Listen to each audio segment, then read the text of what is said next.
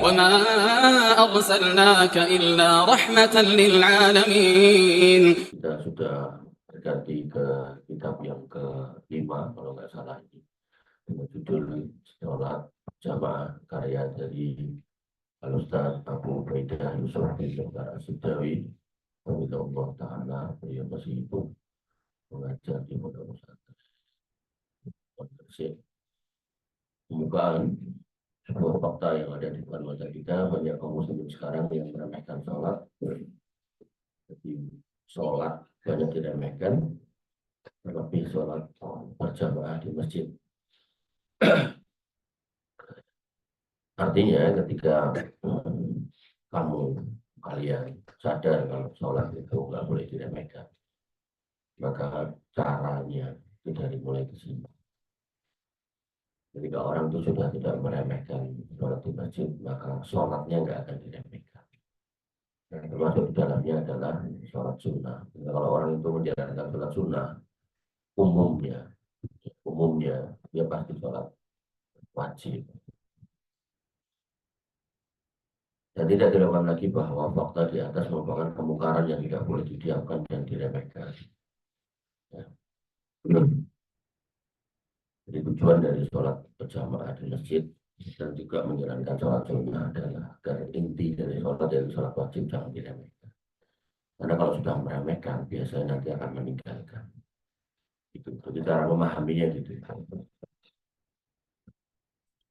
Agar kamu semangat dalam menjalankan yang wajib, maka mulailah dengan sholat sunnah dan sholat berjamaah di masjid. Agar kamu nggak meremehkan sholat wajibnya, wabil khusus agar kamu nggak meninggalkan sholat wajibnya. Maka seorang muslim, kita pasti mengerti betapa kedudukan sholat yang begitu tinggi dalam Islam, sehingga Allah dan Rasulnya sering menyebut kata sholat dan memerintahkan menjalankannya tepat waktu dan berjamaah. Bahkan bermalas-malasan darinya merupakan tanda kemunafikan. Jadi orang yang menjalankan sholat berjamaah di masjid dan termasuk sholat sunnah di dalamnya, maka biasanya dia nggak akan malas-malasan sholat wajibnya. Apalagi meninggalkan dia nggak akan berani. Tapi sebaliknya kalau dia sudah malas ke masjid dan kemudian dia nggak mau menjalankan sholat sunnah, nggak mau ya, bukan nggak sempat, nggak mau. Ada waktu yang pilih ngobrol, ada waktu pilih main HP gitu kan. Maka biasanya dia malas-malasan untuk sholat fardunya. Nah, malas-malasan ini tanda dari sifat orang munafik. Nah, kemudian kok sampai meninggalkan, kalau kembali ke kitab Utsaimin, maka itu adalah tanda kekafiran. Ya, sehingga yang harus kalian pahami, urutannya ini loh. Jadi setan itu kalau mau menggelincirkan orang, khususnya santri, itu nggak usah sholat gitu, enggak. Mesti santri ya akan nolak, oh sholat itu wajib, kok nggak, nggak sholat. Nah, maka diurutkan kayak gitu loh. Oh, jangan jalankan sunnahnya. Nggak pernah lagi sholat sunnah tuh. Kata sholat witir, sholat qobliyah subuh ya orang gitu. Nah, lalu kemudian rasah ke masjid. Jangan ke masjid. Dah, kalau udah kayak gitu, sholat sendirian, nah mulai malas-malesan. Mulai malesan, terus akhirnya gaya rumus dewi, bikin rumus sendiri.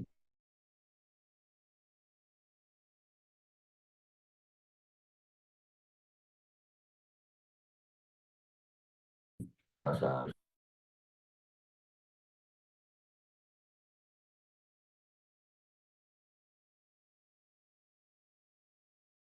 sama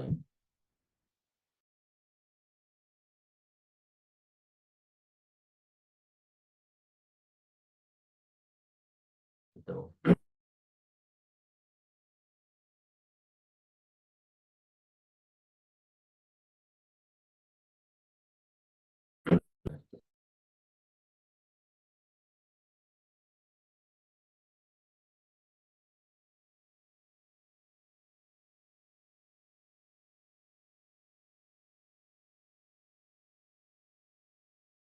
Nggak ada yang jawab. Dong, tanya itu banter gitu jelas ya.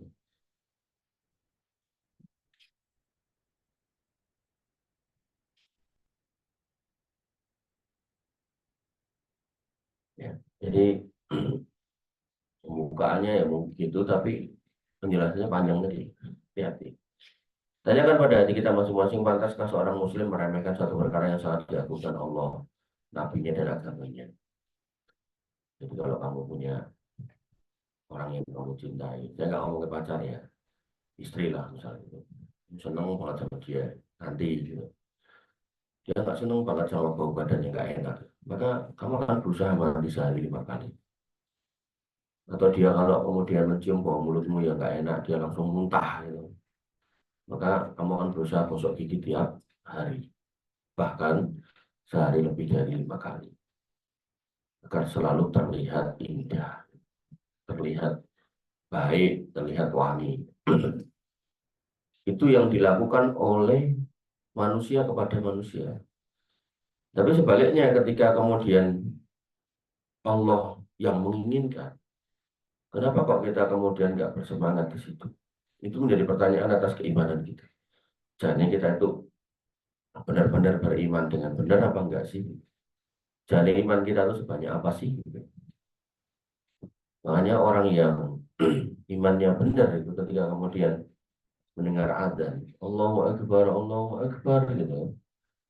Maka biasanya loh ya, atau yang saya pahami, atau kadang yang saya pikirkan atau saya rasakan, itu ketika kita dengarkan suara itu, ya Mbak, tolong HP, satu aja, satu di sini. Kok mereka megang HP gitu. Nah, maka ya kalau mengerti bunyi itu dan maknanya, itu tuh ya kita itu kadang tuh tanpa terasa itu meneteskan air mata itu.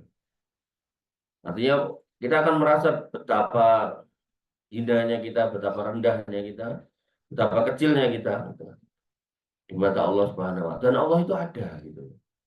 Ya, ketika kita beramal kita diminta karena kata rohu, seolah-olah kamu melihatnya. Wa ilam takun taro, sekiranya emang nggak kelihatan, kamu nggak bisa lihat, fa innahu yaraka, dia melihatmu. Makanya para sahabat itu kalau ada masalah hatta sendal jepitnya putus talinya, itu minta kepada Allah Subhanahu wa Ta'ala. Jadi nggak kemudian minta kepada selain. Idza sa'alaka fas'alillah. Minta sama Allah. Nggak pandang loh. Ketika kita mengagungkan, meremehkan perkara yang Allah agungkan, yang nabinya agungkan, agamanya agungkan juga. Lalu apa yang kita harapkan di dunia ini?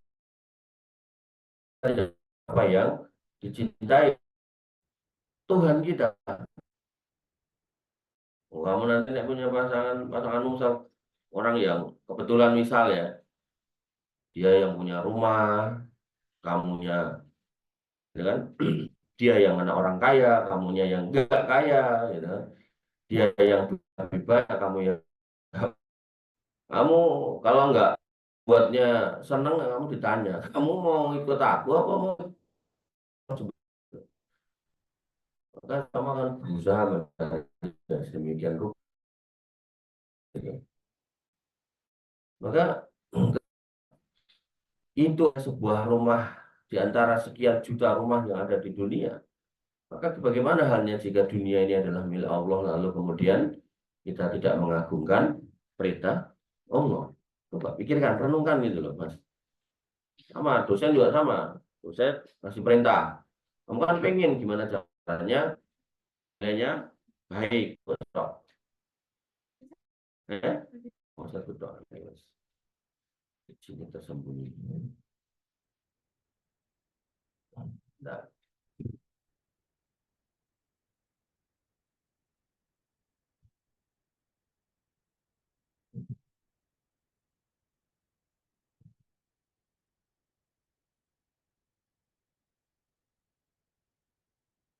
Ya, maka kalau rumah aja kamu begitu, dosen juga gitu, ketika kamu disuruh kerjakan ini, nah, kamu mikir kalau nggak tak kerjakan ini aku jelek, gitu kan. Dan seterusnya. Akhirnya kamu gimana caranya kamu bekerja?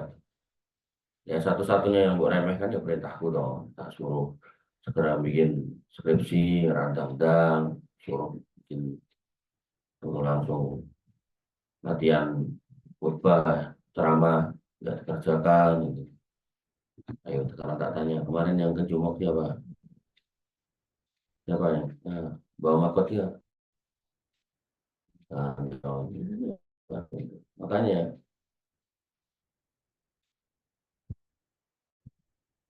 saya nggak marah, itu kan gelap aja. Jangan kamu melakukan itu sama Allah Subhanahu Wa Taala. Ya, bahkan ketika pada orang tua sekalipun, gitu kan, kita juga nggak boleh membuatnya sedih. Kan? Orang tua itu harus kemudian gimana caranya kamu harus membuat mereka bahagia sesuai kemampuan kalian. Ya, kalau emang mereka senang kamu belajar, belajarlah. Mereka senang kamu punya gelar, carilah gelar itu. Nggak apa-apa. Itu insya Allah malah menjadi wasilah ibadah. Kalau niatannya itu. Tapi niatan kamu adalah punya gelar, ben keren, gitu kan. Malah ilmu. Ya. Makanya yang harus kita pahami, ya. Orang yang mati bahasanya Tuhannya adalah Allah Subhanahu Wa Taala, harusnya dia harus mencari kecintaan. Ya. Bukankah surga yang penuh kenikmatan dan kelezatan itu yang kita harapkan? Sedangkan surga itu yang punya Allah Subhanahu Wa Taala. Dan siapakah di antara kita yang mau meniru kayak orang munafik? Jangan orang munafik ditegaskan oleh Allah Subhanahu Wa Taala. Mereka akan dimasukkan di neraka yang paling dalam. Jadi orang Islam harusnya paham kalau orang munafik itu nggak pantas untuk ditiru. Tapi kok kamu pelan-pelan ya, ngikuti kayak orang munafik. Waktu sholat nggak segera berangkat, ya, udah ngerti adanya jam 12 atau setengah 12, jam segitu ya masih ya, santai-santai. Kan aku badanku kotor ya, harusnya siap-siap 1,5 jam sebelumnya, gitu kan. Ya, segera ditata, dirapikan, gitu kan. Ya, menunggu adzan, gitu. Nggak apa-apa, bahkan kalau perlu kami yang adzan, gitu kan. Masa yang adzan orang tua-tua, gitu. Ya, kemana anak muda itu? Terus nanti urusan Palestina kamu demonya paling depan lagi, gitu ya. Ya, seorang Muslim, ya, itu harus mengembalikan semua kepada Allah Subhanahu. Ketika dikatakan wah itu laku masalah atau minggu, wah itu bukan soal demonstrasi, bukan mas. Itu dipersiapkan tenaga. Tapi di antara semua ini kemudian dipersiapkan adalah sholat yang tepat waktu, soft yang dirapatkan, itu yang menjadi asas kemenangan. Makanya para sahabat dulu, ya toh, selama 23 tahun Nabi SAW itu diutus, itu nggak pernah gitu loh sama Nabi SAW diajak melawan Romawi sama Persia, nggak pernah. Persia itu pada waktu itu adalah bangsa terbesar yang ada di muka bumi. Kalau negara itu ya Amerika, Rusia. Nabi nggak pernah ngajak, ayo siap-siap melawan mereka. Enggak. Kenapa? Karena yang Nabi selesaikan dengan urusan akidah, urusan ibadah kepada mana. Begitu nabinya sudah akidah sahabat sudah kuat, ibadahnya sudah mantap sebagai orang-orang yang taat. Nah, baru di masa Khalifah Abu Bakar terjadilah usaha untuk meruntuhkan Romawi dan Persia. Dan baru menang ketika ada di masa Khattab. Bahkan yang memegang kunci Baitul Maqdis itu adalah Khalifah Umar bin Khattab radhiyallahu anhu. Artinya gini loh, ketika Indonesia ini ingin menjadi negara besar, saya nggak ngomongkan orang Kristennya atau non-Muslimnya ya. Kita ngomongkan orang Islamnya aja. Selama orang Islamnya ini nggak ibadah dengan benar, gitu, maka itu sebuah keniscayaan mimpi kalau kemudian kita ingin menjadi bangsa yang hebat, yang kuat. Karena asas dari semua kebaikan, keberhasilan di muka bumi ini atas izin Allah. Makanya Allah tegaskan, walau anna ahlal qura amanu wattaqau la fatahna alaihim barakatim minas sama'i wal ard walakin kadzabu fa akhadnahum bima kanu ya'manun. Sekiranya penduduk suatu negeri, suatu bangsa itu beriman. Beriman di sini berarti tidak berbuat kesyirikan. Sedangkan di tempat kita kesyirikan masih sangat banyak, luar biasa. Watakau dan bertakwa dan asas tetap yang kelihatan kepada sholat. Sedang kita masjid kalau ada tua gitu kan. Makanya ketika itu terjadi ya susah. Padahal Allah berjanji kalau negeri itu dilapisi, diliputi dengan orang-orang yang bertauhid dan orang-orang yang bertakwa, menjalankan sholat yang terlihat mata, gitu kan. Maka Allah akan berikan keberkahan. Jadi nggak cuman rezekinya, tapi berkah gitu loh. Banyak manusia yang dikasih rezeki oleh Allah tapi nggak berkah. Ditiukai, tapi akhirnya dibuat sangu sakit. Duitnya banyak, tapi kemudian dibuat sangu rumah tangga yang berantakan. Duitnya banyak, tapi digunakan untuk melakukan kemaksiatan. Nah, hal semacam ini yang harus kita koreksi dari diri kita pribadi. Yang tentu harapannya ya bermanfaat buat kita ketika kita bernegara. Maka berikut ini pemaparan pembahasan singkat tentang sholat berjamaah sebagai nasihat dan peringatan bagi saudara saya seagama. Semoga Allah Azza wa Jalla memberikan manfaat bagi kita semua. Pada inna dzikra tanfa'ul mu'minin. Dan peringatan karena sesungguhnya perkara itu bermanfaat bagi orang-orang yang beriman. Demikian yang bisa kita sampaikan dan kita diskusikan. Kurang lebih mohon maaf. Assalamualaikum warahmatullahi wabarakatuh. Assalamualaikum warahmatullahi wabarakatuh.